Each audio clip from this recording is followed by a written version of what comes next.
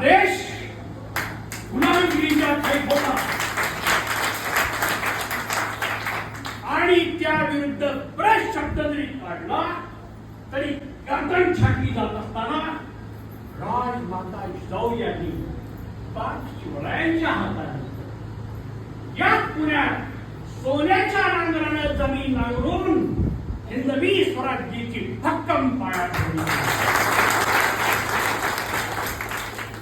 गोरगरीब जनतेच्या अडीअडचणी सोडून शिवरायांबद्दल आदर आणि राजेपणाची भावना निर्माण केली.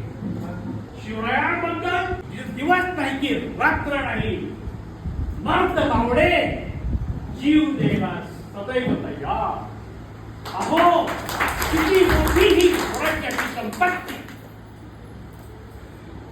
प्रतापगडावर अफजल खानाच्या भेटीत जिवा महालाने दानपट्ट्याचा वार आपल्या अंगावर घेतला आणि महाराजांचे प्राण वाचविले. बाजी प्रभू देशपांडे, रायाजी बांगर, फुलाजी प्रभू असे अनेक वीर, तसेच नकली शिवाजी बनून महाराजांचे प्राण वाचविणारे शिवाकाशी जवळपास 300 मावळ्यांच्या पराक्रमामुळे महाराज पन्हाळगडावरून विशाळगडावर सुरक्षित पोहोचले. अहो किती कठीण हा प्रसंग. औरंगजेबाच्या नजरपेठेतून एकही मावळा खर्ची न पाडता आग्र्याहून सुटलात कसे महाराज. या पुण्यात लाल महालात शाहिस्तेखान तळ ठोकून बसला होता.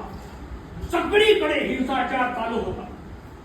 तरीही न डळमळता न डगमगता महाराज तुम्ही लाल महालात रात्रीच्या अंधारात जाऊन शाहिस्तेखानावर स्वारी केली आणि खिडकीतून पळून जाणाऱ्या शाहिस्तेखानाची बोटे छाटलीत. महाराज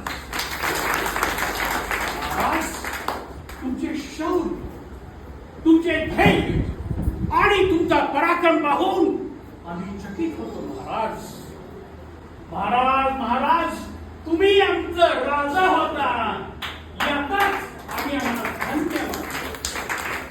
म्हणून आम्हा तमाम जनतेतर्फे आपणास मानाचा मुद्दा.